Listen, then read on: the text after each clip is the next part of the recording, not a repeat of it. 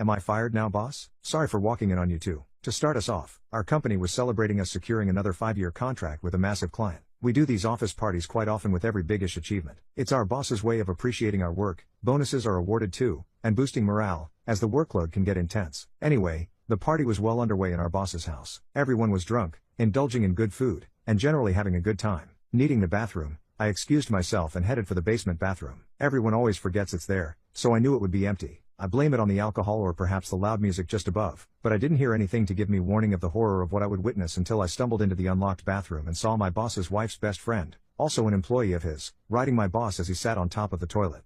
I rushed out immediately after. I didn't even hesitate. I honestly headed straight for the front door, walked for what felt like forever, then called myself an Uber home. This all happened last night, and I've just woken up with a major hangover. On top of that, I'm honestly just bracing for the impact of the awkward encounter and maybe even conversation that I'll have with my boss on Monday.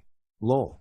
Do any of you have any kind of advice for me? I mean, it's not like I walked in on them on purpose. Anyway, wish me luck and keep me in every single one of your prayers. I appreciate it in advance. Update, am I fired, boss? Sorry for walking in on you too. I wrote a more detailed version of events within my email. I also scheduled a meeting with HR to get ahead of the issue. I had the meeting scheduled on Monday, about an hour before people usually start coming in. We decided to keep the recording of the meeting informal and keep all the notes in my file, simply because it wouldn't lead to an official investigation. The mistress and my boss are in 2 different departments, and my boss isn't technically her direct boss, which means the dating rules between them are in a gray area.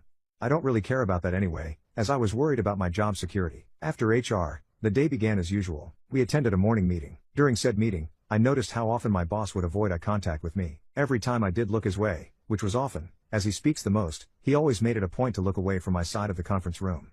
Fast forward to around lunchtime. A group of us had ordered in and would work through our lunch together. We do this work through lunch thing a couple of times a week. It's a time for us to bounce ideas off one another, check our progress on various projects, help out where it's needed, etc. It's usually reserved for employees with no senior members, although that's not a rule, it's just what we've always done, so it was strange for our boss to be there.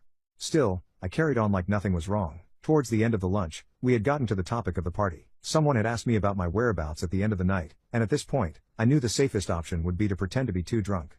I even gave my boss a few compliments on the food they had prepared. Everyone around me bought the story with no issues, and I could only hope that my boss did too. Now, on to Tuesday. When things returned back to normal between my boss and me in the morning, I assumed he had believed my story from yesterday. Only now, I see he was merely playing a part. His mistress cornered me into the ladies' toilets. Before this incident, this woman used to be sweet, caring, and a bit of a people pleaser. Think of Charles Boyle from B99, without the office donut fermentation. Now, she was a vicious version of herself who was completely unrecognizable. She told me she didn't buy my story, which told me she and my boss had already discussed me. She told me I shouldn't even think of telling the wife because she wouldn't believe some employee over her husband and best friend.